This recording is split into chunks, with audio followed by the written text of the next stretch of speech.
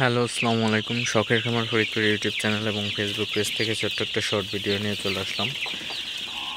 তো আজকে আমি সোনালি সুপার হাইব্রিড মুরগির বাচ্চাকে আমি শেডে ছেড়ে দিছি। তো আপনাদের সাথে একটু শেয়ার করব। তো ভিডিওটিকে স্কিপ না করে অবশ্যই শেষ পর্যন্ত দেখবেন এবং শখের খামার ফরিদপুর ইউটিউব চ্যানেলটি সাবস্ক্রাইব করবেন। ভিডিওটি লাইক, কমেন্ট এবং শেয়ার করে অন্য ভাইদের দেখার সুযোগ করে দেবেন।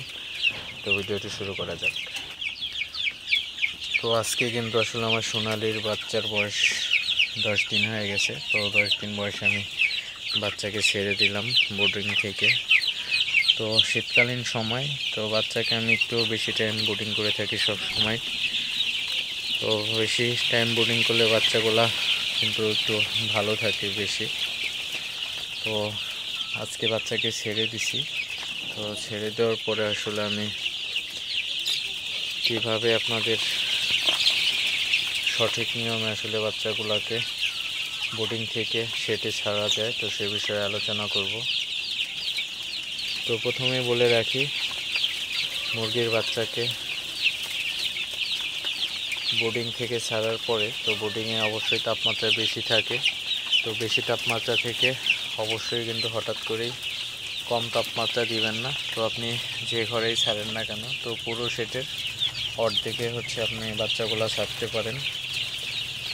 তো আপনারা দেখতে পাচ্ছেন আমি কিন্তু আসলে অর্ধেক শেডে ছাড়ছি। তো ছাড়ার পরেও কিন্তু আমি লাইটটা কিন্তু দেখেন আর কি, বোর্ডিংয়ে আমার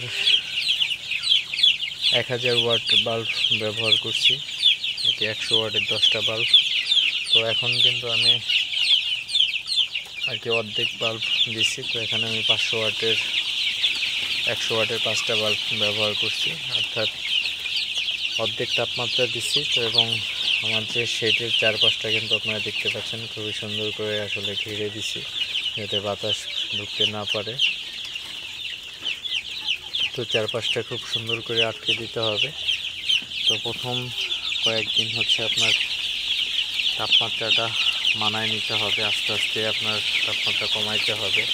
তো কেউ হঠাৎ করেই বোর্ডিং থেকে ছাড়ার পর একদম লো তাপমাত্রায় ছাড়বেন না, তাহলে কিন্তু বাচ্চাগুলা পরিবেশের সাথে মানায় নিতে কিন্তু একটু সমস্যা হবে। তো অবশ্যই আপনারা এই জিনিসগুলো খেয়াল রাখবেন, তাহলে কিন্তু আপনার বাচ্চাগুলো সুস্থ থাকবে, ভালো থাকবে।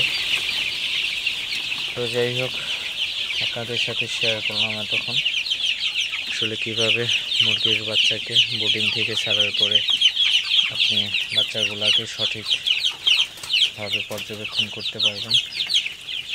তো ভিডিওটি আর বেশি বড় করবো না, সবাই ভালো থাকবেন, সুস্থ থাকবেন। শখের খামার ফরিদপুর ইউটিউব চ্যানেলটি অবশ্যই সাবস্ক্রাইব করবেন। ভিডিওটি লাইক, কমেন্ট এবং শেয়ার করে অন্য ভাইদের দেখার সুযোগ করে দেবেন। তো দেখা হবে অন্য কোনো নতুন ভিডিওতে, নতুন কোনো তথ্য নিয়ে। আসসালামু আলাইকুম।